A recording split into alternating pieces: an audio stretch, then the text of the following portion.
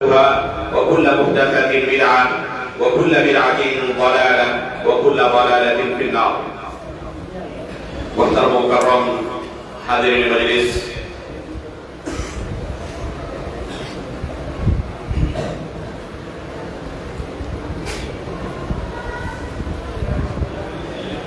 اللہ رب العالمین کا ہم سب سے پہلے شکریہ ادا کرتے ہیں کہ اللہ رب العالمین نے ہمیں اس اہم تربیتی درس میں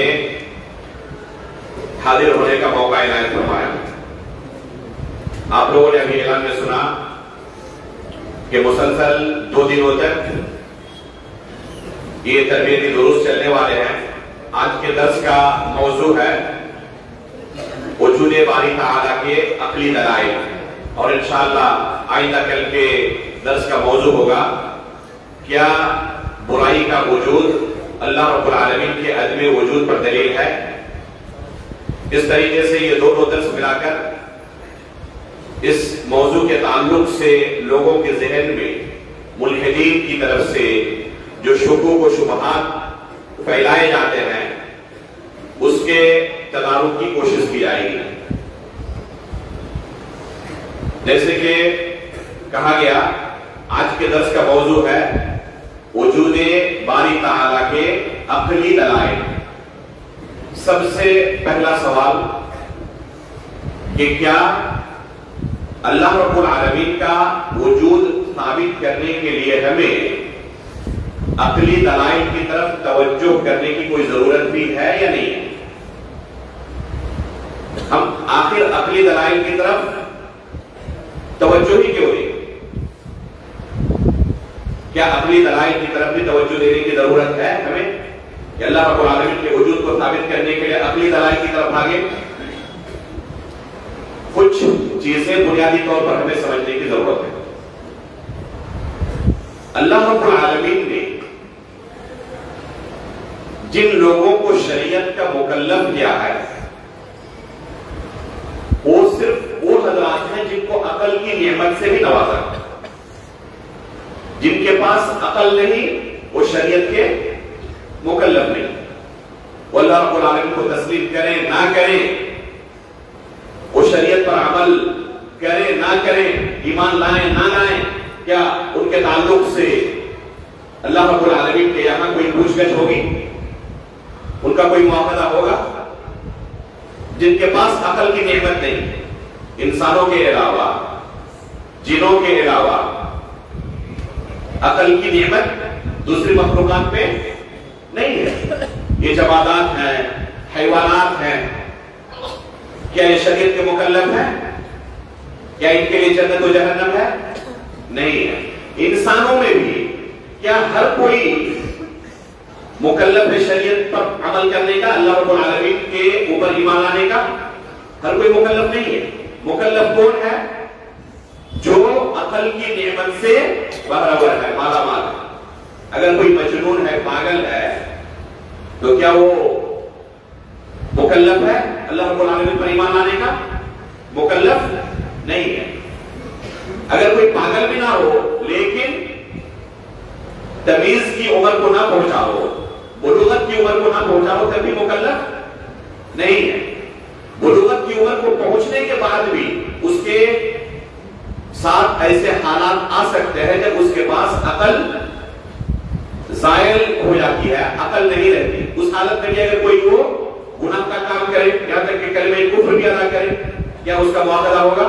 جیسے نیند کی حالت میں، بے ہوشی کی حالت میں، یا شدید غصے کی حالت میں جب انسان آپا کھو دیتا ہے، اسے کچھ پتہ ہی نہیں چلتا زبان سے کیا نکل رہا ہے، تو کیا اس حالت میں اس کا کوئی مواخذہ ہوگا؟ نہیں ہوگا. پتا چلا کہ شریعت کا عقل سے گہرا تعلق ہے. جن کو اللہ نے عقل دی ہے انہی پر واجب ہے کہ اللہ پر ایمان لائے. جن کو اللہ نے عقل کی نعمت سے نوازا نہیں ہے ان کے اوپر واجب نہیں کہ اللہ پر ایمان لائے. تو عقل کی نعمت بہت بڑی نعمت ہے، اور وہی لوگ مکلف ہیں جو عقل کی نعمت سے مالا مال ہیں. جن کے پاس عقل نہیں وہ سرے سے مکلف ہی نہیں. عقل اور فطرت یہ شرعی دلائل میں سے ہیں. جب ہم وجود باری تعالیٰ کے عقلی دلائل پیش کریں گے تو کوئی یہ نہ سمجھے کہ ہم شرعی دلائل کے علاوہ کسی دوسرے دلائل کی طرف دیکھ رہے ہیں. عقلی دلائل بھی شرعی دلائل ہی ہیں. اسی وجہ سے ہمارے نزدیک ہر طرح کے عقلی دلائل معتبر نہیں ہے. کون سے عقلی دلائل معتبر ہے؟ جو شریعت کے موافق ہے، جو شریعت کے تابع ہے. اس لیے عقل ہمارے نزدیک شرعی دلائل ہے، لیکن ثانوی درجے کے، دویم درجے کے. اصلی دلائل جو ہمارے نزدیک ہے وہ تین ہیں: کتاب، سنت اور اجماع. اس میں شامل ہے. تو یہ اصلی دلائل ہیں. آپ نے فضیلت ثانی کے جو طلبہ ہے پڑھا ہوگا تعلیم السنہ کے مادے میں کہ ہمارے نزدیک دلائل دو طرح کے ہیں. کچھ دلائل ہیں اصلی دلائل، مین دلائل، اور کچھ ہیں دویم درجے کے، ثانوی درجے کے. تو مین دلائل کیا ہے؟ قرآن، اللہ کے رسول کی احادیث اور اجماع بائی. اور دویم درجے کے دلائل دو ہیں: عقل سلیم اور فطرت سلیمہ. عقل سلیم اور فطرت سلیمہ بھی ہمارے نزدیک شرعی دلیل ہے، لیکن یہ کتاب و سنت کے تابع ہے. یہ کتاب و سنت کے تابع ہے، کتاب و سنت پر مقدم نہیں. اس امت میں شروع سے بات ایسی جماعتیں، ایسے فرقے پائے گئے جنہوں نے عقل کو ہی سب کچھ سمجھ لیا، اور ان کے نزدیک اصل شریعت کا دار و مدار عقل پر ہے، لاجک پر ہے. ہر چیز کے لیے عقل کی طرف بھاگتے ہیں. عقل سے اگر وہ چیز ثابت ہو گئی تو اسے دین اور شریعت مانیں گے، اسے تسلیم کریں گے. اگر عقل سے ثابت نہ ہوئی اسے تسلیم کرنے کے لیے راضی نہیں. اور ان کا طریقہ آپ جانتے ہیں، معتزلہ، ان کے نزدیک عقل نقل پر مقدم ہے. ملحدین کا یہی معاملہ. تو ملحدین بھی جس طرح عقل کے پیچھے بھاگتے ہیں، معتزلہ بھی عقل کے پیچھے بھاگتے ہیں. فلسفیانہ باتیں کرنے والے متکلمین، ان کا خاصہ ہی یہ ہے کہ یہ عقل کو ہر چیز پر مقدم کرتے ہیں. سلف صالحین شروع سے عقل کو شرعی دلیل کے طور پر تسلیم کرتے ہیں، لیکن ہمیشہ کتاب و سنت کے ماتحت تابع اسے مانتے ہیں. کبھی بھی عقل کے درمیان اور شریعت کے درمیان اگر ٹکراؤ نظر آئے تو عقل کو کتاب و سنت کے نصوص پر مقدم نہیں کرتے. کیونکہ عقل جو ہے یہ مخلوق ہے. ایک انسان کو اللہ رب العالمین نے جتنی طاقت دی ہے اسی طاقت کے حساب سے وہ اس کا استعمال کر سکتا ہے، اس سے زیادہ نہیں. اور کتاب و سنت وحی ہے اللہ رب العالمین کی طرف سے. ظاہر سی بات ہے کہ دونوں کے درمیان کوئی موازنہ نہیں ہے. اس لیے کسی کو اگر بظاہر ٹکراؤ نظر آئے کتاب و سنت کی دلیلوں میں اور عقلی دلیلوں میں، تو کبھی بھی عقلی دلائل کو کتاب و سنت کے دلائل پر مقدم نہیں کیا جا سکتا. یہ معتزلہ کا طریقہ ہے، ملحدین کا طریقہ ہے، فلاسفہ کا طریقہ ہے، متکلمین کا طریقہ ہے کہ وہ عقل کو نقل پر مقدم کرتے ہیں. اسی وجہ سے آپ پائیں گے کہ ان کے یہاں ایک دو جگہوں پر نہیں، بے شمار جگہوں پر شریعت کے مسلمہ عقائد کا انہوں نے انکار کر دیا. وہ تمام عقائد جو ان کے عقل میں نہیں آتے انہوں نے ان سے جان چھڑایا. کس طرح سے؟ انکار کے ذریعے کہ ہم مانتے ہی نہیں، تسلیم ہی نہیں کرتے. چونکہ عقل سے ثابت نہیں کر سکتے تھے، عقل سے ثابت نہیں کر سکتے تھے، تو اب کیا کریں گے؟ آسان سا راستہ، انکار کر دو. جب انکار کر دیں گے ثابت کرنے کی ضرورت کی نہیں پڑے گی. اس لیے آپ پائیں گے کہ یہ عقلی دلائل کی بنیاد پر، لاجک کی بنیاد پر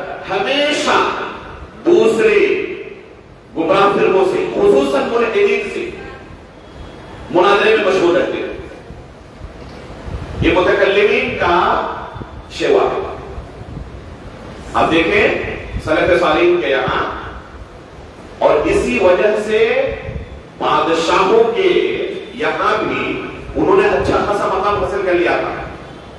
یہ جو خلق قرآن کا مسئلہ اٹھا تھا، جس میں ہم نے تفصیل کے ساتھ اسی مسجد میں بیان کیا آپ کے سامنے، کہ حکومت کی طرف سے باضابطہ علماء کا امتحان لیا جانے لگا۔ شروعات ہوئی تھی کہاں سے؟ جعد بن درہم سے، اس کے بعد جہب بن صفوان تک پہنچا، بشر المریسی تک یہ پہنچا، اور پھر آخر میں بادشاہوں کے پاس بھی یہ عقیدہ پہنچا، اور انہیں بھی یہ قائل کر لیے، انہیں متاثر کر لیتے تھے اپنے عقلی دلائل کی بنیاد پر۔ ہمیشہ انہی عقلی دلائل اور لاجک کے پیچھے پڑے رہتے ہیں۔ ان کا یہ شیوا ہے کہ ہمیشہ عقلی دلائل کے پیچھے، لاجک کے پیچھے پڑے رہے اور دوسروں کے سامنے ہمیشہ لاجیکلی بات کریں۔ آپ پائیں گے ہمارے معاشرے کے اندر بھی، آپ کسی کو دیکھ لیں جو ہمیشہ لاجک کی باتیں کرتے ہیں، عموماً آپ پائیں گے کہ عام لوگ خصوصی طور پر بہت جلدی ان سے امپریس ہو جاتے ہیں، متاثر ہو جاتے ہیں، اور بہت اونچا مقام انہیں دینے لگتے ہیں جو بھی لاجک والی باتیں کرتے ہیں۔ اس کے برخلاف کوئی کتاب و سنت کی باتیں کریں، لوگ توجہ نہیں دیتے، دھیان نہیں دیتے۔ یہ ایک قلب کا میلان ہے، جب بھی کسی کو لاجک والی باتیں کرتے ہوئے دیکھتا ہے تو فوراً اس کی طرف مائل ہوگا، یہ ہمیشہ سے ہے۔ تو انہی لاجک کے سہارے انہوں نے کیا کر لیا؟ بادشاہوں تک رسائی حاصل کر لی، اور ان باطل عقائد کو ان کے قلوب و اذہان میں بھی ڈالنے میں کامیاب ہو گئے، یہاں تک کہ ان کفری عقائد کا پرچار حکومتی لیول پر شروع ہو گیا۔ اسی وجہ سے آپ دیکھیں کہ شروع سے لے کر خیر القرون کے دور میں اور اس کے بعد بھی آپ پائیں گے کہ سلف صالحین جدال سے، خصومات سے، مناظرے سے سختی کے ساتھ روکتے تھے۔ آپ نے ابھی پڑھا اصول السنت، امام احمد بن حنبل رحمہ اللہ کا پتلی سی کتاب ہے، کتنی جگہوں پر امام احمد بن حنبل رحمہ اللہ نے روکا ہے مناظرے سے، جدال اور خصومات سے۔ آپ یہی عام کتب سلف کے اندر منہج پائیں گے کہ سلف صالحین سختی کے ساتھ روکتے تھے، مناظرے سے دور بھاگو، مناظرہ کرنے سے پیچھے رہو، کبھی بھی اس کی طرف سبقت کرنے کی کوشش نہ کرو۔ ان نصوص کو جمع کیا جائے تو مستقل کتاب تیار ہو سکتی ہے، جو سلف صالحین کے نصوص موجود ہیں۔ آپ متفقہ اصول پائیں گے، اکثر و بیشتر جو عقیدے و منہج کی بنیادی کتابیں ہیں، ان کتابوں کے اندر آپ کو یہ اصول ملے گا کہ ترک المیراء والجدال والمناظرہ والخصومات، یہ سلف کا منہج رہا ہے۔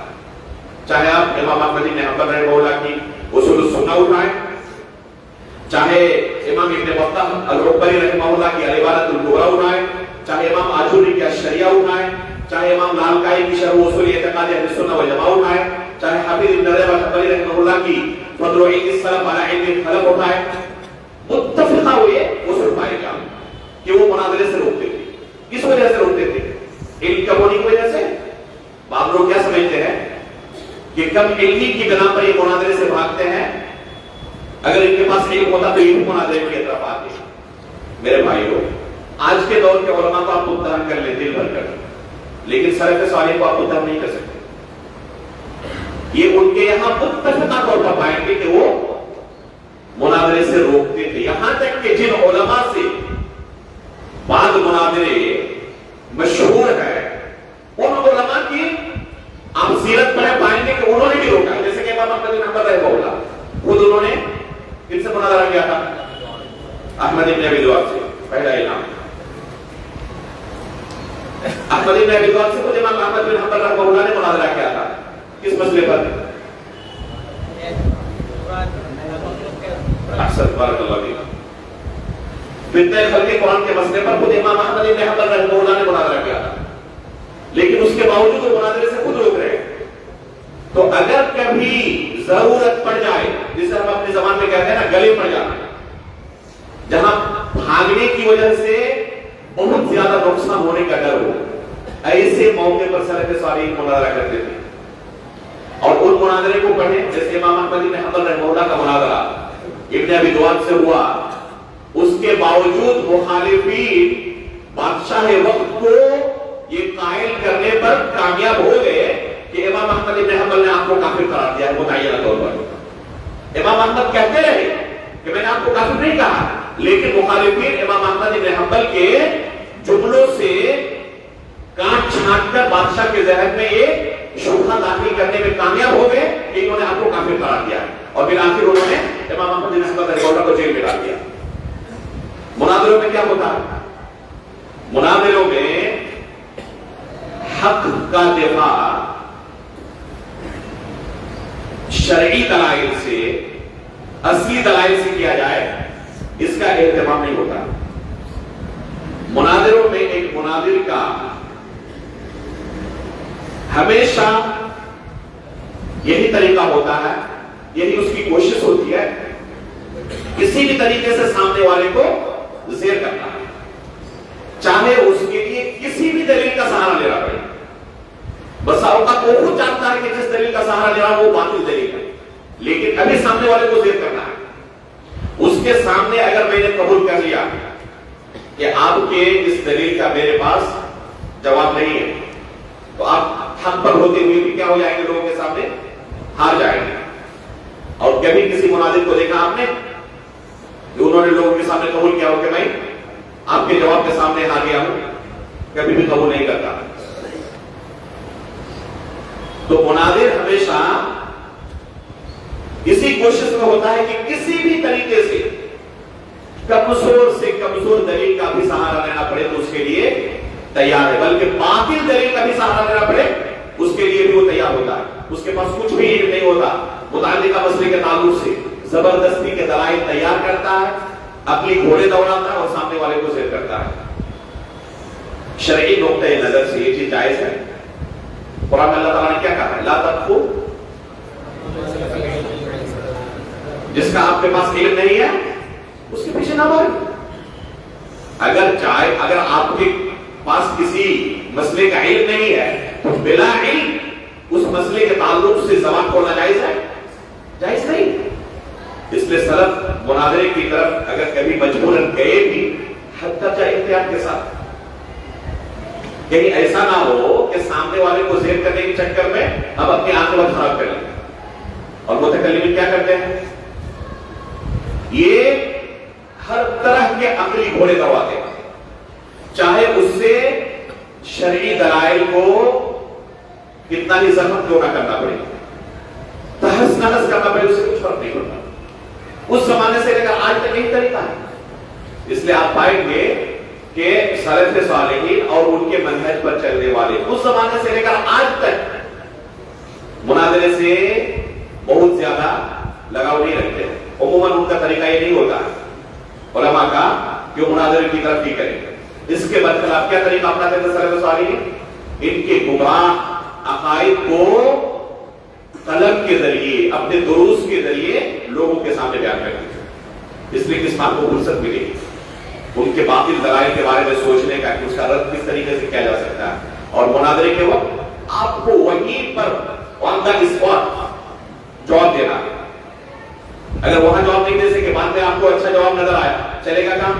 نہیں چلے گا. وہیں پر آپ کو جواب دینا، چاہے وہ جواب غلط ہو یا صحیح ہو، بس سامنے والے کے اوپر پرفیکٹ ہونا چاہیے، وہ خاموش ہو جائے.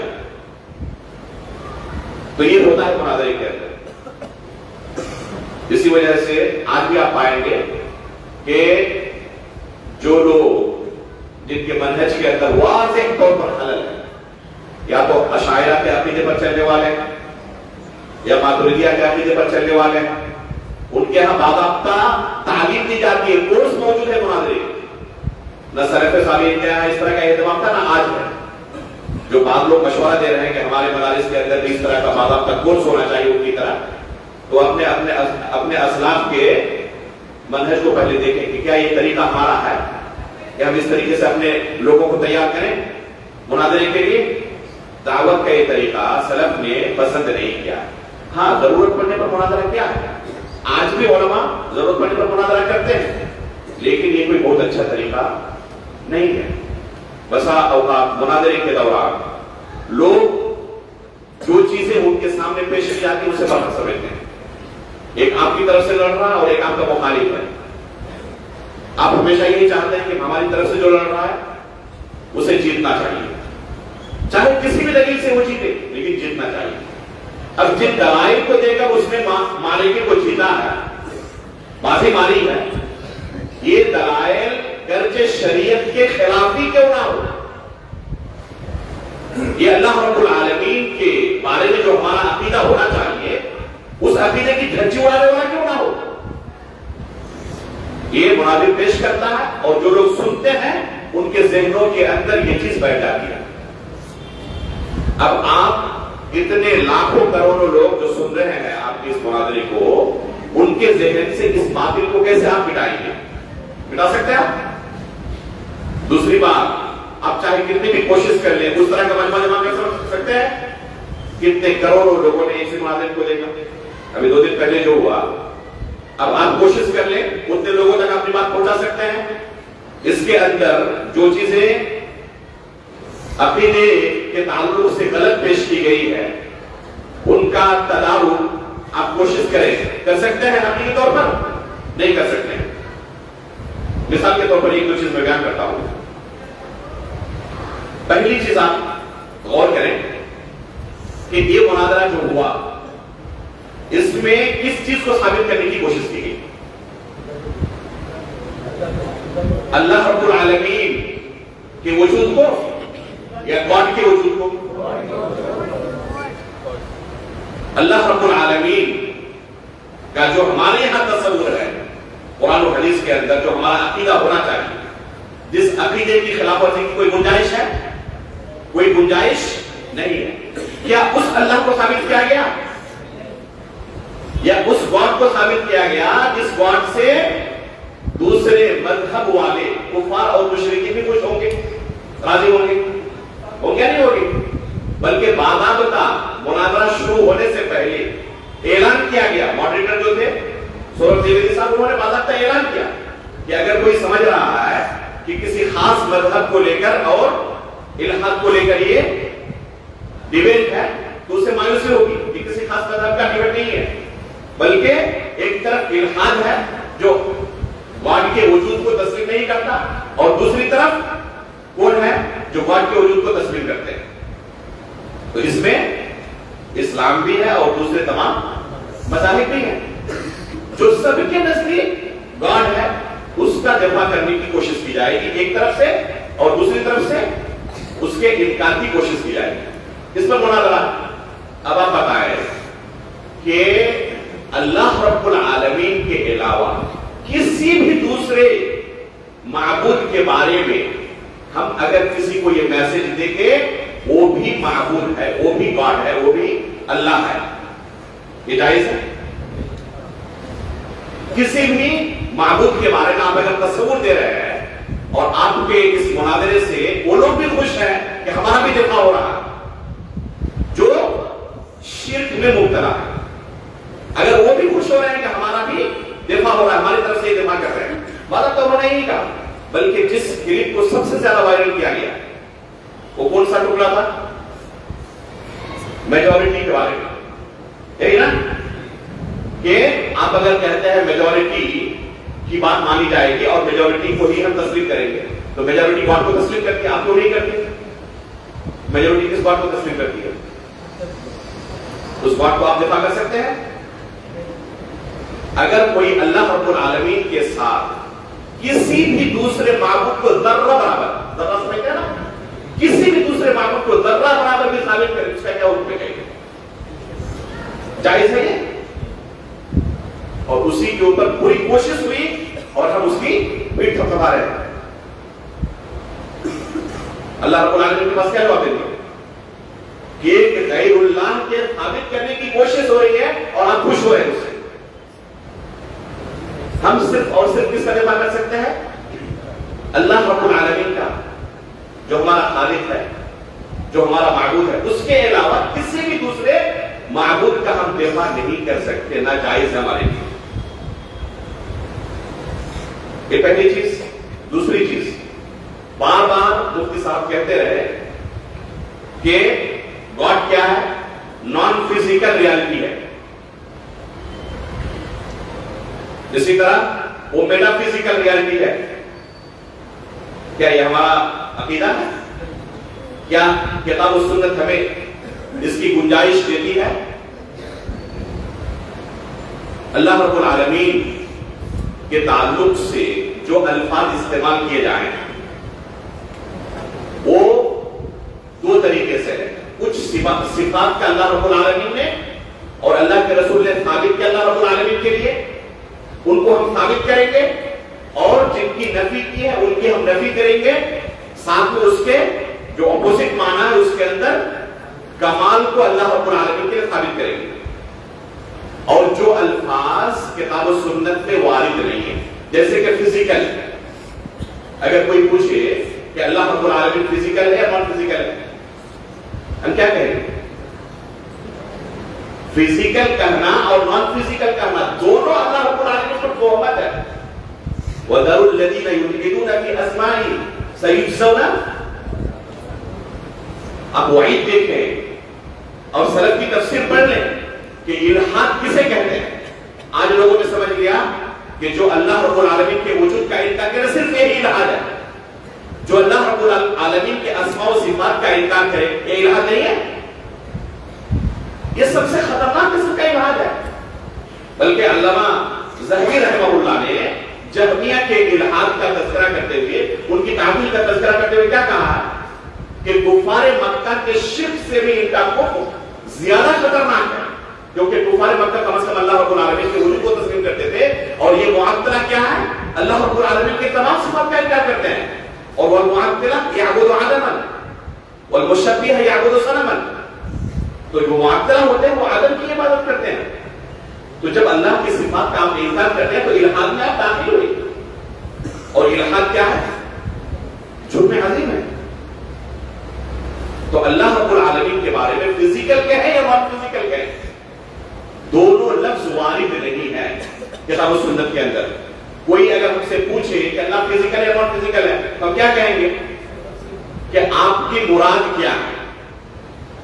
آپ کی مراد کیا ہے اس لفظ سے؟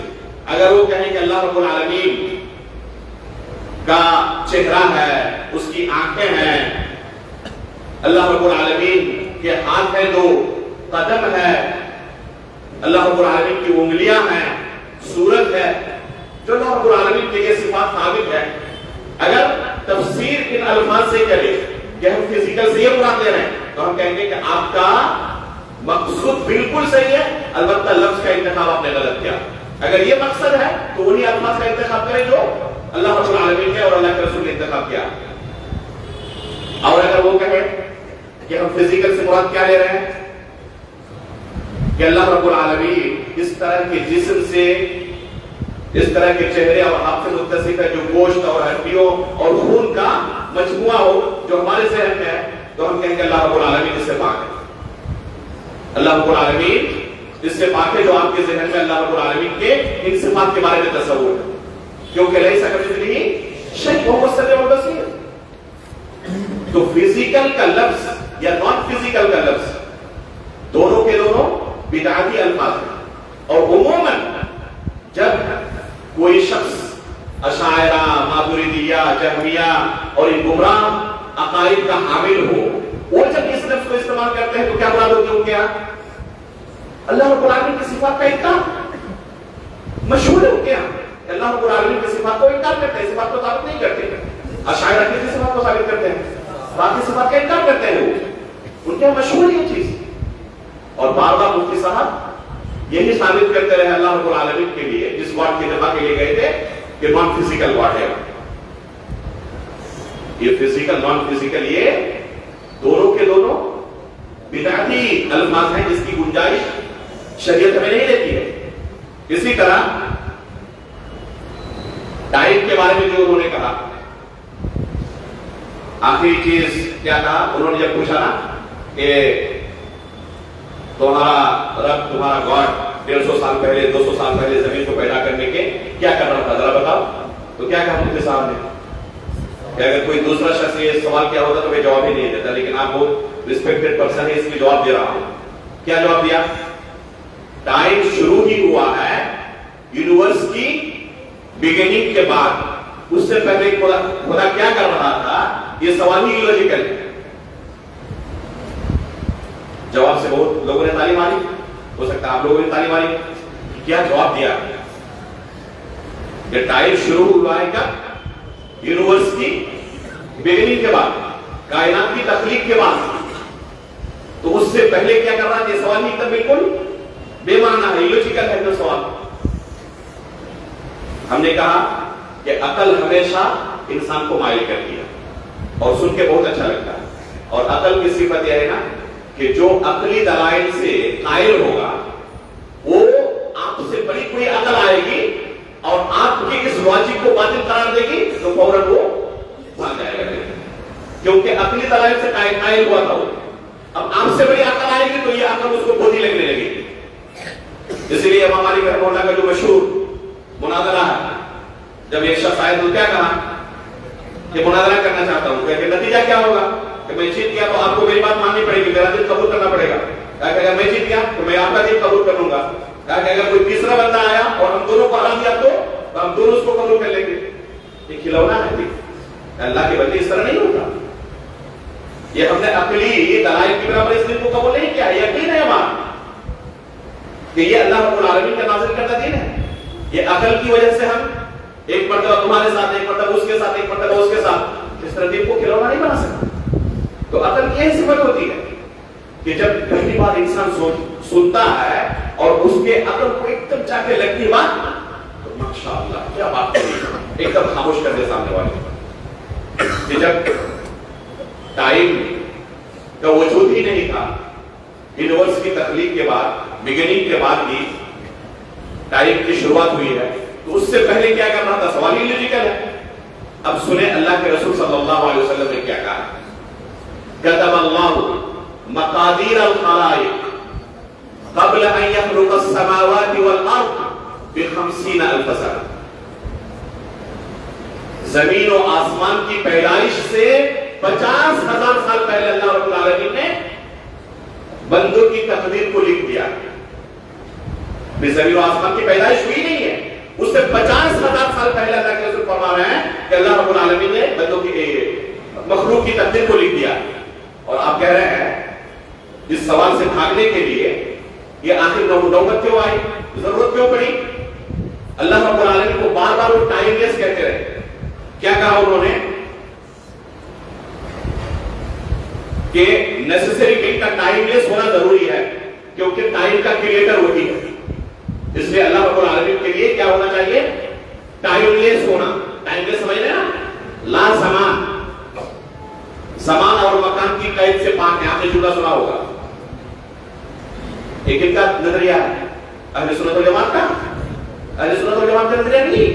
अल्लाह रब्बुल आलमीन अर्श पर मुस्तवी है, जिहत उलूम है। इसलिए मकान के इनकार का मकसद अगर अल्लाह रब्बुल आलमीन की जिहत उलूम का इनकार है तो बातिल अकीदा है, कुफ्री अकीदा है। इसी तरह ज़मान के कैद से अल्लाह रब्बुल आलमीन पाक है। अगर आपका मकसद ये है कि अल्लाह रब्बुल आलमीन अज़ल से नहीं है, जैसे को क्या लफ्ज़ इस्तेमाल करते हैं, अल्लाह की सिफात कदीम है। कदीम का मतलब उसकी भी कोई चीज कदीम थी, तो ये क्या है? तस्वुर मौजूद है कदीम होने का। और इस्लाम हमें क्या तालीम दे रहा है? अंतल अव्वल फलैसा क़ब्लक शै व अंतल आखिर फलैसा बअदक शै। तो मेरे भाइयों, हर चीज अकल से आप नहीं इदराक कर सकते। अकल एक क्या है? मखलूक है ना। जैसे आंख से आप काम लेते हैं, हाथ से काम लेते हैं, कान से काम लेते हैं। कितना काम ले सकते हैं आंख से आप? एक महदूद दायरे तक। कितनी दूर देख सकते हैं? यहां से दिल्ली देख सकते हैं? मुमकिन है? अल्लाह रब्बुल आलमीन ने आपकी इस आंख में वो ताकत नहीं दी है कि कितनी दूर तक आप देख सकें। कान से कितना सुन सकते हैं? एक महदूद दायरे में। इसी तरह अकल भी अल्लाह रब्बुल आलमीन की एक मखलूक है जो अल्लाह रब्बुल आलमीन ने आंख और कान की तरह आपको दी हुई है। तो उस अकल से कितना आप सोच सकते हैं? जितना अल्लाह रब्बुल आलमीन ने उसमें पावर दिया उतना ही सोच सकते, उससे आगे आप नहीं सोच सकते। खालिक को अकल से आप इदराक कर ले, उसको तो दूर की बात है। मखलूकात का इदराक आप नहीं कर सकते। आसमान को देख रहे हैं, क्या कह सकते हैं आसमान के बारे में? गुज़श्ता 2 साल पहले हिंदुस्तान के साइंसदानों ने चंद्रयान 3 पर चांद के कुतुब चुरूबी पर सॉफ्ट लैंडिंग की थी। पूरी दुनिया ने शाबाशी दी हिंदुस्तानी साइंसदानों को। हिंदुस्तान पहला मुल्क बना दुनिया में جس نے چاند کے قطب جنوبی پر سافٹ لینڈنگ کی. اب بتائیں اس سے پہلے وہاں پر کیا ہے جانتے تھے؟ عقل سے آپ ادراک کر سکتے ہیں کہ وہاں پر کیا ہے؟ کر سکتے ہیں؟ حالانکہ یہ مخلوق ہے. آپ سورج کو دیکھ رہے ہیں, بتائیں سورج میں کیا ہے؟ عقل سے ادراک کر سکتے ہیں؟ تو جو مخلوقات اس زمین و آسمان میں انہی چیزوں کا آپ ادراک نہیں کر سکتے. باقی کتنی مخلوقات ہیں ان کا ادراک آپ کیسے کر سکتے ہیں؟ قرآن میں اللہ رب العالمین نے کیا کہا؟ وَيَخْلُقُ مَا لَا تَعْلَمُونَ. آپ صرف یہی سمجھتے ہیں کہ زمین و آسمان کی خلقت یہ سب کچھ ہے, اس لیے آپ نے ٹائم کا انکار کر دیا, ٹائم لیس اللہ رب العالمین کو قرار دیا. وَيَخْلُقُ مَا لَا تَعْلَمُونَ. آپ کے شعور و ادراک وہاں تک پہنچ ہی نہیں سکتا جن چیزوں کو اللہ رب العالمین نے پیدا کیا ہوا ہے. اس لیے آپ عقل کی بنیاد پر اللہ رب العالمین کے لیے چیزوں کا انکار کریں, جائز ہے؟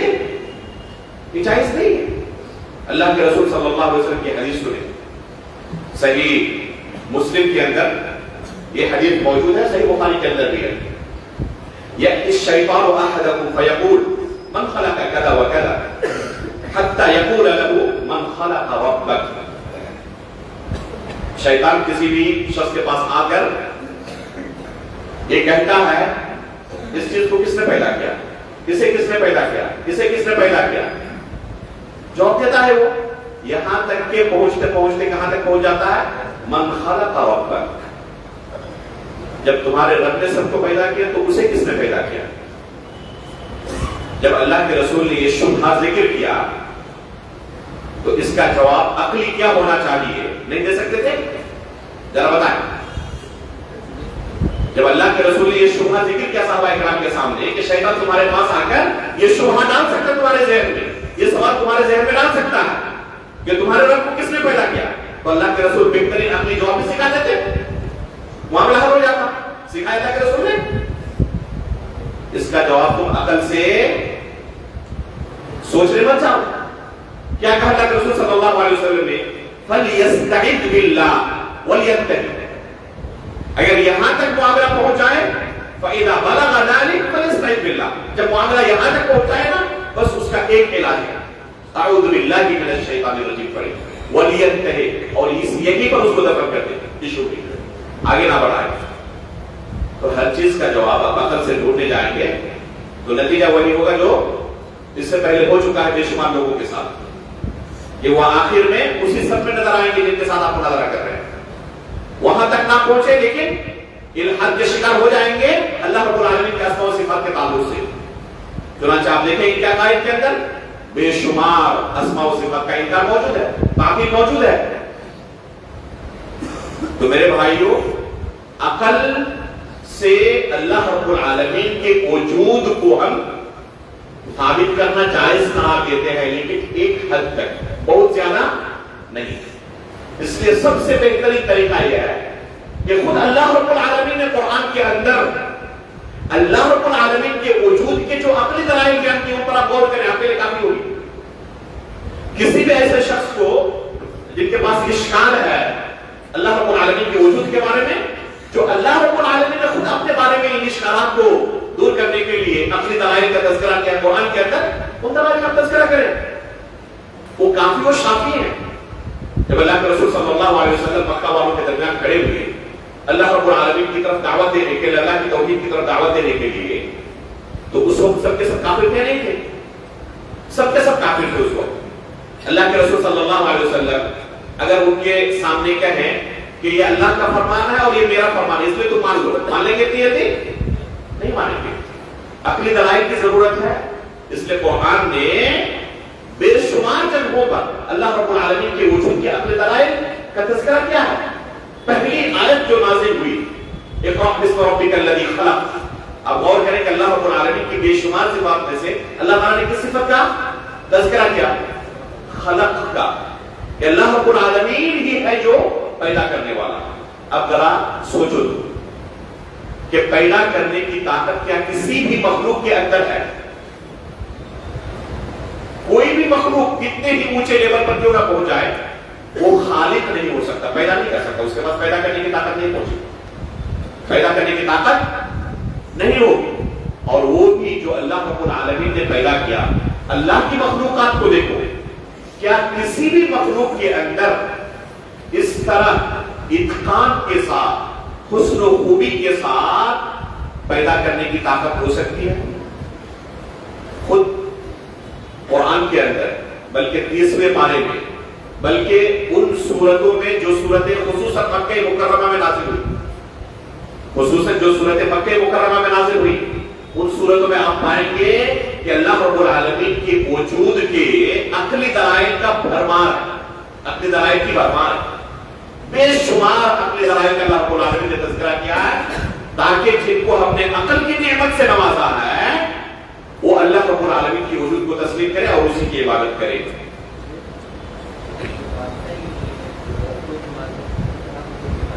جی دیکھیں, سب سے پہلے خالق اللہ رب العالمین ہے, ہم نے اللہ رب العالمین پیدا کیا, وہ مانتا نہیں ہے, ٹھیک ہے, ٹھیک ہے. اللہ رب العالمین نے اس کی فطرت کے اندر ڈال دیا ہے. جب وہ دنیا میں آیا تو دنیا میں آنے کے بعد اللہ کے وجود کا انکار کر رہا ہے, لیکن جس عقل کو اللہ رب العالمین نے اس کے سر میں رکھا ہے, اسی عقل کے ذریعے بے شمار چیزوں کے بارے میں وہ صحیح اور غلط کا فیصلہ کرتا ہے. کسی ملحد کو آپ نے دیکھا کہ پیشاب و پاخانہ اپنے بستر پر کرتا ہے کوئی جو اللہ رب العالمین کے وجود کا احترام نہیں کرتا؟ کسی کو پایا آپ نے چاقو لے کر اپنے ہاتھ کو کاٹ رہا ہے سبزی کاٹنے کی جگہ پہ؟ نہیں کاٹتا. کیوں؟ وہ جانتا ہے کہ اس کا نقصان حد سے زیادہ ہوگا. کیسے وہ جانتا ہے؟ اسی عقل سے نا. تو جو اللہ نے عقل دی ہوئی ہے نا, اسی عقل سے انسان صحیح اور غلط کا فیصلہ کر سکتا ہے. سبح اسم ربک الاعلی الذی خلق فسوى والذی قدر فہدى. تو اللہ نے ہدایت ہر ایک کے اندر رکھی ہے, یہ غلط ہے, یہ صحیح ہے. تو جب وہ دنیا میں آیا نا تو ساتھ میں وہ یہ ہدایت لے کر آیا ہے کہ کون سی چیز صحیح ہے, کون سی چیز غلط ہے. اس لیے دنیاوی معاملات میں کسی کو کہنے کی ضرورت نہیں ہوتی یہ چیز تمہارے لیے درست ہے, یہ چیز غلط ہے, اس راستے پر چلو, اس راستے پر نہ چلو. ضرورت ہوتی کسی کو کہنے کی. ہر کوئی اپنی اسی عقل کا استعمال کرتے ہوئے صحیح راستے پر چلتا ہے. وہ تمام چیزیں اختیار کرنے کی کوشش کرتا ہے جو اسے فائدہ پہنچائے, ان تمام چیزوں سے رکنے کی کوشش کرتا ہے جو نقصان پہنچائے. ہے یا نہیں؟ کس بنا پر کرتا ہے؟ جو عقل اس کے پاس موجود ہے اسی عقل کی رہنمائی سے صحیح اور غلط کا فیصلہ کرتے ہوئے آگے بڑھ رہا ہے, اپنی زندگی گزار رہا ہے. اسی عقل سے وہ اللہ رب العالمین کے علاوہ کسی دوسرے کو اپنا رب تسلیم نہیں کر سکتا تھا. یہ اللہ رب العالمین کے وجود کا انکار نہیں کر سکتا تھا اسی عقل سے. لیکن اس کے باوجود اس کی فطرت مسخ ہو گئی مختلف اسباب کی بنا پر. فَأَبَوَاهُ يُحَوِّدَانِهِ أَوْ يُنَصِّرَانِهِ أَوْ يُمَجِّسَانِهِ. مختلف اسباب کی بنا پر آس پاس کے ماحول سے متاثر ہو کر کیا کرتا ہے, وہ یہاں تک پہنچ جاتا ہے کہ اللہ کے وجود کا انکار کر دیتا ہے. اسے اب لانے کی ضرورت ہے کہ جس عقل کی بنیاد پر صحیح اور غلط کی تمیز کر رہا ہے تو اسی فطرت کو اس کے پاس واپس لانے کی ضرورت ہے. اور قرآن نے اسی کی کوشش کی ہے, قرآن نے اسی کی کوشش کی ہے. اسے ہمیں بتانے کی ضرورت نہیں کہ اللہ نے قرآن میں کہا ہے. جو قرآن میں اللہ نے کہا ہے اس کو آپ اپنے الفاظ اس کے سامنے بیان کریں. کیا کہا اللہ رب العالمین نے انسانوں کو, اور وہ خاطب مکہ والے تھے اس وقت. اللہ رب العالمین نے وَفِي أَنفُسِكُمْ أَفَلَا تُبْصِرُونَ, اس آیت کیا کہا, وَفِي الْأَرْضِ آیَاتٌ لِلْمُوقِنِينَ وَفِي أَنفُسِكُمْ أَفَلَا تُبْصِرُونَ. کہ زمین کے اندر بے شمار نشانیاں یقین کرنے والوں کے لیے, اور خود اپنے نفس کے اوپر تم غور نہیں کرتے, اپنے جسم کے اوپر غور نہیں کرتے. افلا تبصرون. تو اگر ایک انسان پوری کائنات کی مخلوقات کو بعد میں چھوڑ دی, صرف اپنے نفس پر غور کر لے تو اللہ رب العالمین کے وجود کا انکار نہیں کر سکتا. جو خود قرآن میں اللہ تعالیٰ نے دلائل بیان کیا. آپ دیکھیں ہمارے اس شکل کو اللہ رب العالمین نے اپنے وجود کے دلیل کے طور پر قرآن میں کتنی جگہوں پر ذکر کیا. واللہ الخالق البارئ المصور, اللہ کا ایک نام ہے کہ اللہ رب العالمین کیا ہے, مصور ہے, شکلیں عطا کرنے والا. صرف اسی نقطے پر غور کریں کہ اللہ رب العالمین نے کتنی شکلیں عطا کی ہیں. هو الذی یصورکم فی الارحام کیف یشاء، اللہ رب العالمین کی ذات ہے جو ماں کے پیٹ میں جیسے چاہتا ہے انسان کو شکل و صورت عطا کرتا ہے. اسی طرح فی ای صورت ما شاء رکبک، اسی طرح یا لقد خلقنا الانسان فی احسن تقویم. ان تمام آیتوں کے اندر اللہ رب العالمین نے دیکھیں کتنی بڑی دلیل ذکر کی اللہ رب العالمین کے وجود کی. یہ جو ہماری شکل و صورت ہے ذرا غور کریں. کسی کی شکل کسی سے ملتی ہے؟ آئندہ کل جو لوگ پیدا ہونے والے ہیں ان کی شکل ابھی تک دنیا میں آئی ہے؟ نہیں آئی ہے. اس کے بعد والے دن جو پیدا ہوں گے نہیں آئی ہے. جو لوگ پیدا ہو چکے موجود ہمارے سامنے، ہماری نظروں کے سامنے، کسی کی شکل کسی دوسرے سے نہیں مل رہی ہے. یہ شکل کیا کسی مخلوق کے بس کی بات ہے کہ تیار کریں؟ دنیا کے جو سب سے بڑے پینٹر ہیں تمام کو جمع کر دیں اور کہیں کہ آئندہ 10 دنوں میں جتنے لوگ پیدا ہونے والے ہیں بس اتنی تعداد میں آپ خیالی تصویر بنا سکتے ہیں. صرف یہ شکل تیار کر سکتے ہو، پورا جسم چھوڑ دے اسے. بس یہ شکل کسی مخلوق کے بس کی بات ہے تیار کرنے کی. جب سے دنیا بنی ہے آج تک کتنے لوگ آئے چلے گئے، کسی کی شکل کسی سے نہیں ملی. جو آئندہ کل پیدا ہوں گے اب تک ان کی شکل موجود نہیں ہے دنیا میں. مخلوق کے بس کی بات ہی نہیں ہے کہ اتنی شکلیں وہ سوچ بھی سکے. اس کا مطلب کہ یہ مخلوق کا کام نہیں ہے. اس کا مطلب کہ کوئی ایسی ذات ہے جو یہ کام کر سکتی ہے اور وہ ہمیں جو مخلوق نظر آ رہے ہیں ان میں سے کوئی ہے نہیں. تو کم از کم اتنا تو اسے تسلیم کرنا پڑے گا کوئی ذات ہے. اب یہ ذات کون سی ہے؟ جب اتنا تسلیم کر لے گا تو اس کے بعد کیا مرحلہ کہ وہ ذات کیسی ہونی چاہیے؟ جو ہر طرح کے عیب سے پاک ہو. مخلوق میں عیب ہے، اس کے اندر بھی عیب ہو، خالق کے اندر بھی، تو اس کی عبادت نہیں ہو سکتی. اور وہ ذات صرف اور صرف ایک کی ہے. کسی نے آج تک یہ دعویٰ کیا کہ میں مخلوق کو پیدا کرنے والا ہوں؟ کسی نے دعویٰ نہیں کیا. دعویٰ کس نے کیا؟ صرف اللہ رب العالمین نے کیا. اور دنیا کے اندر بعض لوگ آئے جنہوں نے اپنے آپ کو اللہ ہونے کا دعویٰ کیا. جیسے فرعون نے دعویٰ کیا تھا، دعویٰ کیا ابراہیم علیہ السلام نے کیا حشر کیا؟ اللہ رب ابراہیم علیہ السلام نے نمرود نے دعویٰ کیا تھا کہ میں کیا ہوں؟ اللہ. تو ابراہیم علیہ السلام نے کیا کہا؟ یہ سورہ بقرہ پڑھے. اللہ رب العالمین سورج کو مشرق سے طلوع کرتا ہے، ذرا مغرب سے آپ طلوع کر کے دکھا دیں تو وہی تجلی کرتا ہوں. جب آپ نے پیدا کیا ہے تو ذرا اپنے مرضی سے ایک دن چلا کے دکھا. چلا سکتا؟ نہیں چلا سکتا. اس لیے کوئی کتنا بھی بڑا دعویٰ کر لے، کبھی کوئی یہ دعویٰ نہیں کرتا کہ میں پوری دنیا کا خالق ہوں، میں ہی اللہ. اتنا بڑا دعویٰ کرنے کی کوئی سوچتا نہیں ہے. بعض لوگوں نے کوشش کی اور ان کا کیا حشر ہوا اچھی طرح جانتے ہیں. بس یہ دعویٰ اللہ رب العالمین وحدہ لا شریک کرتا ہے. تو اس کے اس دعوے کو رد کرنے کے لیے آپ کے پاس کیا ہے؟ آپ کو کوئی دلیل ہے؟ اس کے اس دعوے کو رد کرنے کے لیے آپ کے پاس کوئی دلیل نہیں. حالانکہ بے شمار دلائل اس کے وجود کے موجود ہیں. جیسے کہ ہمارا یہ چہرہ، ہماری یہ شکل، یہ مخلوق کے بس کی بات نہیں ہے کہ یہ نئی شکل پیدا کر سکے. اسی طرح یہ آنکھ ہے، آنکھوں کا ریٹینا جو ہے، اسی آنکھ کا ریٹینا کس آنکھ سے نہیں ملتا. دوسرے انسان کا ریٹینا کسی دوسرے انسان سے مل جائے تو ممکن ہی نہیں ہے. خود ایک انسان کی دو آنکھوں کا ریٹینا ایک دوسرے سے نہیں ملتا. کوئی تیار کر سکتا ہے اسے؟ یہ فنگر پرنٹ ہے، کسی سے کسی کا ملتا ہے؟ کسی مخلوق کے بس کی باتیں کا تیار کر لے. یہ جو ہمارے جسم کے اندر متعدد آلات ہیں، مشینیں لگی ہوئی ہیں، اگر کسی کی خراب ہو جائے، کڈنی خراب ہو جائے تو دنیا کے تمام ڈاکٹر مل کر ایک کڈنی تیار کر لیں، یا جس نے تیار کیا تھا اس سے جا کے مانگ لیں کہ بھائی ہمیں ایک کڈنی کی ضرورت ہے، تیار کر کے دو. پتا چلا کہ ہے ہی نہیں، آپ کی مخلوقات میں سے کوئی ہے ہی نہیں، وہ خالق ہے. اور اسی کے بس کی بات ہے کہ وہ یہ تیار کر سکے، وہ پیدا کر سکے. ہر انسان کے جسم میں ایک خاص بو نکلتی ہے، اور آج کی سائنس بھی مانتی ہے ایک کے جسم کی بو دوسرے کے جسم سے نہیں میچ کرتی.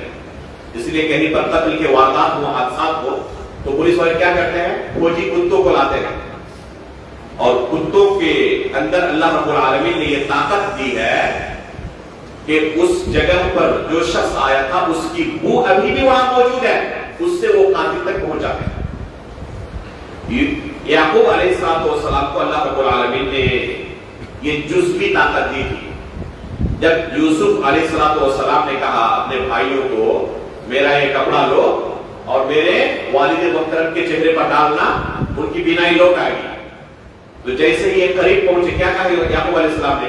انی لا اجد ریح یوسف، یوسف علیہ السلام کی بو میں محسوس کر رہا ہوں.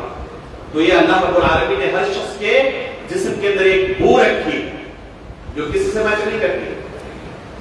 تو انسان کے جسم کے اندر اتنے دلائل موجود ہیں کہ کسی مخلوق کے بس کی بات نہیں ہے. یہ زبان جو ہم بولتے ہیں، دنیا کے اندر کتنی زبانیں ہیں؟ کیا دنیا کے اندر جب سے دنیا بنی ہے اور آج تک کوئی ایک بندہ یا کوئی ایک مخلوق ایسی مل سکتی ہے جو دنیا کے تمام زبانوں کو سمجھ سکتا ہو؟ مل سکتا ہے کوئی؟ جب سمجھنے کی طاقت نہیں تو پیدا کرنے کی طاقت ہو سکتی ہے.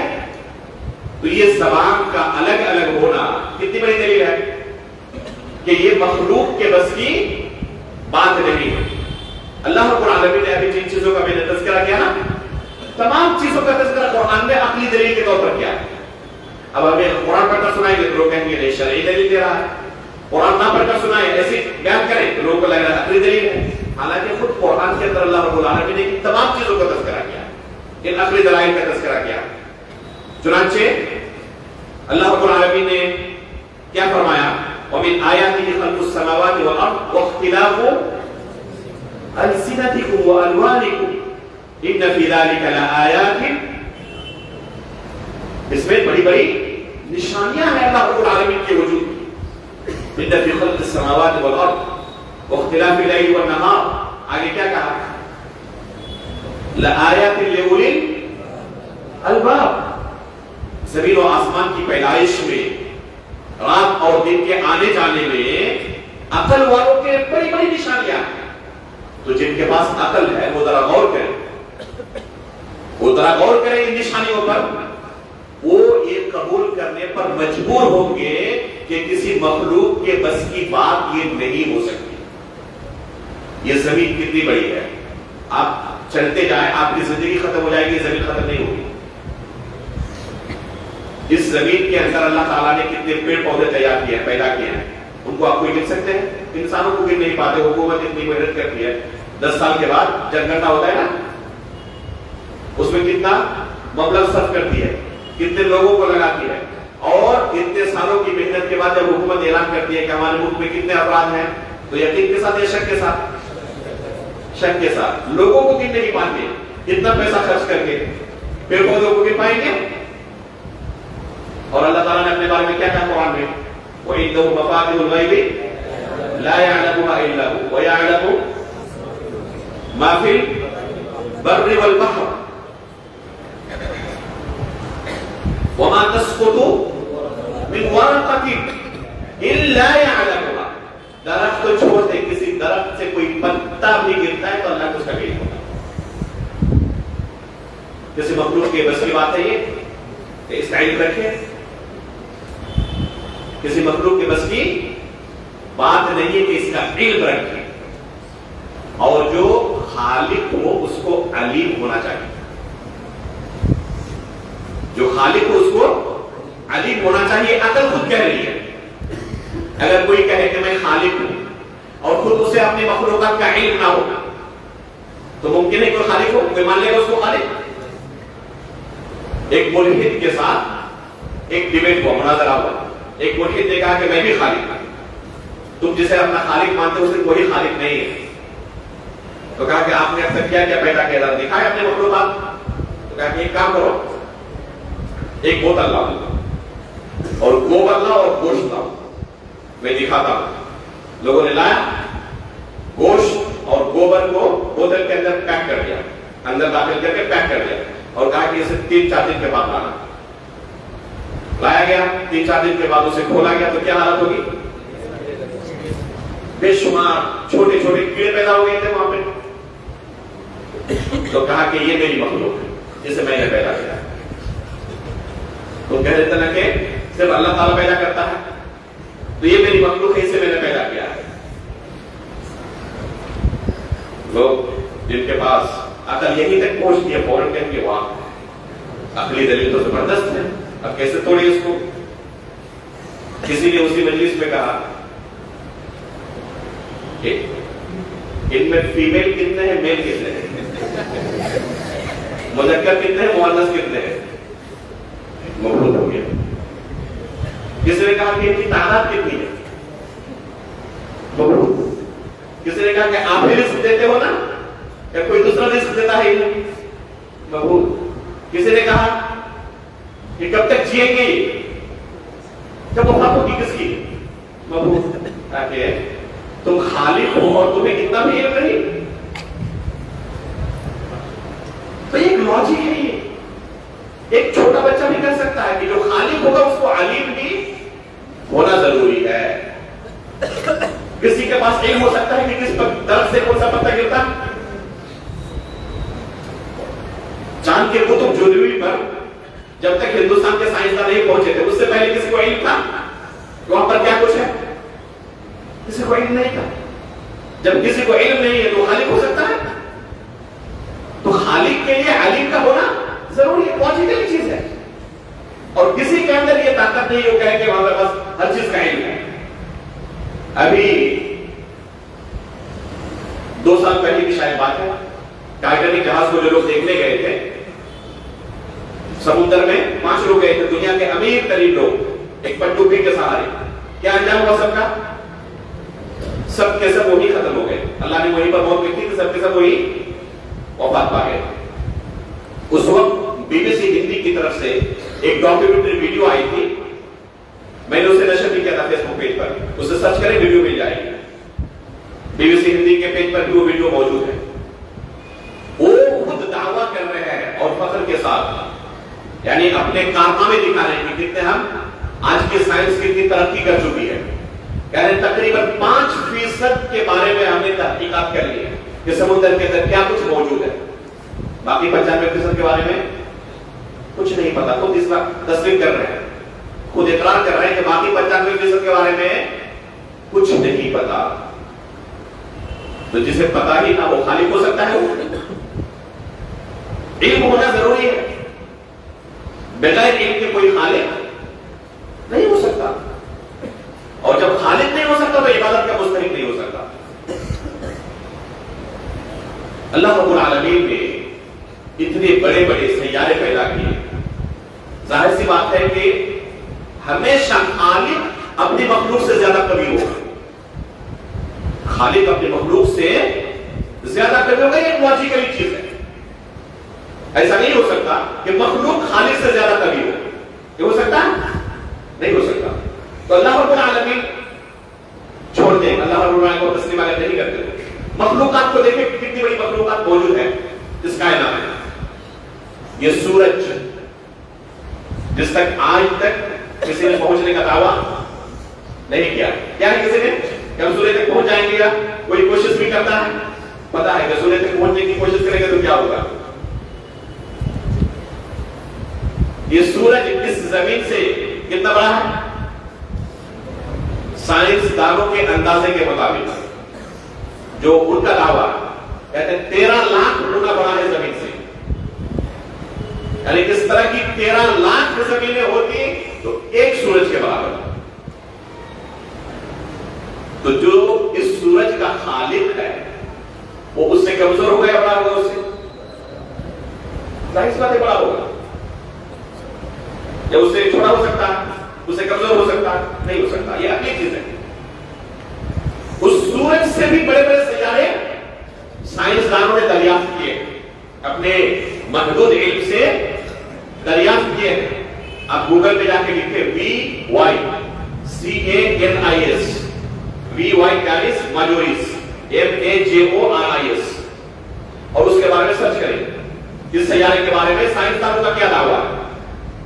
کہتے ہیں کہ اس سورج سے کئی بلین گنا بڑا ہے وہ، اس سورج سے بھی کئی بلین گنا وہ بڑا۔ اس کا جو خالق ہے اس سے چھوٹا ہوگا یا بڑا ہوگا؟ ہے آپ کے نزدیک کوئی؟ آپ تصدیق تو کرتے ہو کہ مخلوق ہے تو اس کا کوئی خالق ہوگا، اور خالق اس سے بڑا ہی ہوگا، چھوٹا نہیں ہوگا، اس سے کمزور نہیں ہوگا، تو کون ہے؟ دکھائیں، ظاہر سی بات ہے کہ آپ دکھا نہیں سکتے۔ آپ کا علم ابھی یہیں تک پہنچا ہے، جو محدود علم اللہ نے آپ کو دیا ہے، جو محدود عقل اللہ نے آپ کو دی ہے، یہیں تک پہنچا ہے۔ حالانکہ اللہ کی مخلوقات صرف ایک زمین اور ایک آسمان کے اندر ہی ہے۔ اللہ کے رسول کو معراج کے رات کہاں تک لے گیا تھا؟ 7ویں آسمان کی طرف۔ دوسرے آسمانوں میں اللہ نے کیا کچھ پیدا کیا ہے جانتے ہو؟ وَيَخْلُقُ مَا لَا تَعْلَمُونَ، ایسی ایسی چیزیں اللہ نے پیدا کی ہیں تمہاری عقل پہنچ ہی نہیں سکتی، جانتے ہی نہیں۔ فَلَا أُقْسِمُ بِمَا تُبْصِرُونَ وَمَا لَا تُبْصِرُونَ، جن کو تم نے دیکھا ہی نہیں اور جن چیزوں کو دیکھا نہیں وہ کہیں زیادہ ہے، تمہاری عقل پہنچ ہی نہیں سکتی۔ اور ان 7 آسمان اور 7 زمینوں کو اللہ رب العالمین جو اتنی بڑی ہے، جن کے بارے میں ہماری عقل تصور تک نہیں کر سکتی، اللہ رب العالمین کے داہنے ہاتھ میں ہوں گے۔ وَالْأَرْضُ جَمِيعًا قَبْضَتُهُ يَوْمَ الْقِيَامَةِ وَالسَّمَاوَاتُ مَطْوِيَّاتٌ بِيَمِينِهِ، تمام زمینیں اللہ کی مٹھی میں ہوں گی، اور 7 آسمان اللہ رب العالمین کے ہاتھوں میں داہنے ہاتھ میں لپٹے ہوئے ہوں گے۔ تو جو اللہ ہے وہ اس سے چھوٹا ہوگا بڑا ہوگا؟ یہ عقل کہتی ہے کہ مخلوق سے خالق کبھی ہوگا۔ تو یہ بڑی بڑی مخلوقات آپ خود تسلیم کرتے ہیں، ان مخلوقات کے بارے میں آپ دعویٰ کرتے ہیں کہ یہ اتنی بڑی مخلوقات کے بارے میں ہم نے اتنے بڑے بڑے سیاروں کے بارے میں دریافت کر لیا ہے، تو جو ان کا خالق ہوگا اس سے چھوٹا ہوگا، اس سے کمزور ہوگا؟ کہاں ہے وہ پھر؟ ظاہر سی بات ہے کہ آپ عقل کی طرف بھی اگر بھاگ رہے ہیں تو عقل آپ کو مجبور کرتی ہے اس کے خالق کے ہونے کی۔ تو عقلی دلیل کی بنا پر بھی جو قرآن رب العالمین نے ذکر کیے ہیں، ایک انسان غور کرے تو اللہ رب العالمین کے وجود کو تسلیم کیے بغیر نہیں رکھ سکتا۔ زمزم دیکھیں، آپ کوشش کر کے دوسرا زمزم تیار کرتے، کوئی دوسرا کنواں تیار کرتے، وہاں پہ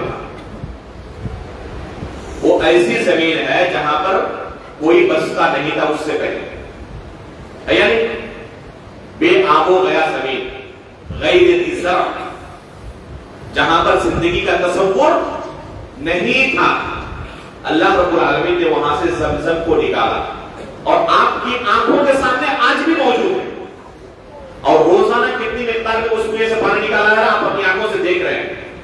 ختم ہوا؟ کسی مخلوق کے بس کی بات اگر ہے تو دوسرا نکال کے دکھا دے، یہ مخلوق کے بس کی بات ہے؟ اتنی بڑی عقلی دلیل موجود ہے۔ تو اللہ رب العالمین نے اپنی مخلوقات میں اتنی دلیلیں رکھی ہے اس کے وجود کی، کہ ایک تو اللہ رب العالمین نے فطرت کے اندر ڈال دیا ہے، عقل دی ہے، خلق فسوى والذی قدر فہدى، اللہ نے ہدایت دی ہوئی ہے اسی عقل کے اندر، تو اس سے وہ ادراک کر سکتا ہے، پھر بھی ادراک نہیں کر پا رہا ہے، تو اللہ رب العالمین نے اسپیشل رسولوں کو بھیجا لوگوں کو سمجھانے کے لیے۔ اس کے باوجود بھی انسان کہے کہ نہیں میں تو نہیں ماننے والا، اپنی آنکھوں سے دیکھنے کے بعد بھی نہیں مانتا۔ جس طرح کہتے ہیں نا، ایک مثل مشہور ہے، عنزۃ واوطار، دو لوگوں کے درمیان اختلاف ہوا، ایک پرندہ بیٹھا ہوا تھا، ایک کہہ رہا ہے کہ بکری ہے پرندہ نہیں ہے، دوسرا کہہ رہا ہے کہ ہمارے آنکھوں کے سامنے ہے پرندہ ہے وہ، بکری تھوڑے ہے، بکری کی شکل اور پرندے کی شکل میں تفریق کرنا نہیں آتا، کہ نہیں میں مانوں گا نہیں بکری ہے، اتنے میں وہ پرندہ وہاں سے اڑ کے چلا گیا، اب تو مان لو اب تو اڑ گیا، تو کیا کہہ رہا ہے عنزۃ واوطار، گرچہ اڑ جائے پھر میں بکری کہوں گا۔ تو یہ حالت اگر ہو تو ظاہر سی بات اس کا کوئی علاج نہیں ہے۔ تو عقلی دلائل بے شمار ہیں کن کے لیے؟ جن کے پاس عقل ہے. لہم قلوب لا یفقہون بہا ولہم اعین لا یبصرون بہا. ضروری نہیں ہے کہ آپ کے پاس جو عقل ہے وہ کام ہی کر رہی ہے. اگر عقل کام کرنا بند کر تو اس کا کیا کر سکتے ہیں؟ یعنی دیکھنے کے باوجود بھی آپ سمجھتے نہیں. سب کچھ آپ کے سامنے واضح ہے پھر بھی آپ اسے سمجھنے کے لیے تیار نہیں. تو ایسے لوگوں کے بارے میں کیا کہا قرآن نے؟ اولئک کالانعام بل ہم اضل. تو اگر کوئی انعام کے درجے پر پہنچ جائے, چوپائے سے بھی زیادہ گیان گزرا ہو جائے, اس کا علاج نہیں ہے. ہر دھرمی کا علاج نہیں ہے. البتہ کوئی انصاف کا مادہ اگر دل میں ہے تو ان بے شمار دلائل کا انکار نہیں کر سکتا. خلاصہ کیا نکلا کہ عقل بھی ایک مصدر ہے اللہ رب العالمین کے وجود کے ادراک کا.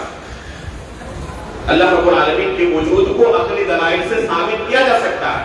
بے شمار دلائل کا تذکرہ خود قرآن میں موجود ہے, لیکن ہمیشہ ہم عقل کو کتاب و سنت کے تابع مانیں گے, اور کبھی بھی کتاب و سنت سے ہٹ کر عقل کی کوئی بات تسلیم نہیں کر سکتے اگر کتاب و سنت سے ٹکرا رہی ہو.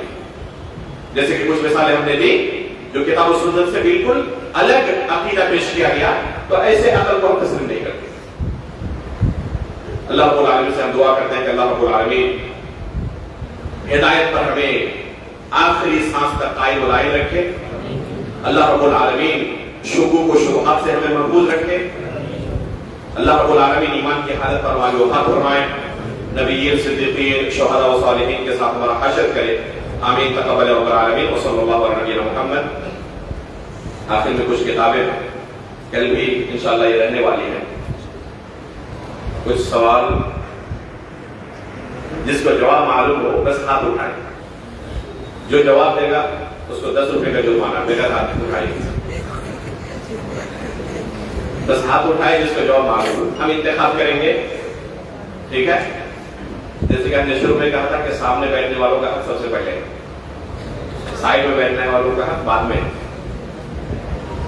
اس لیے سامنے والے اگر جواب معلوم ہے تو سب سے پہلے ان کا انتخاب کیا جائے گا. مناظرہ اور جدال سلف اسے اچھی چیز نہیں سمجھتے تھے. اس بارے میں سلف کے یہاں متعدد مصادر میں اس مسئلے کو تفصیل سے ذکر کیا گیا ہے. 3 مصدر کا تذکرہ کون کر سکتا ہے؟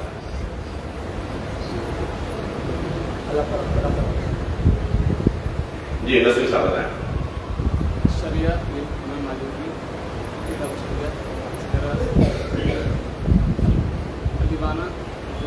کن کی ہے اور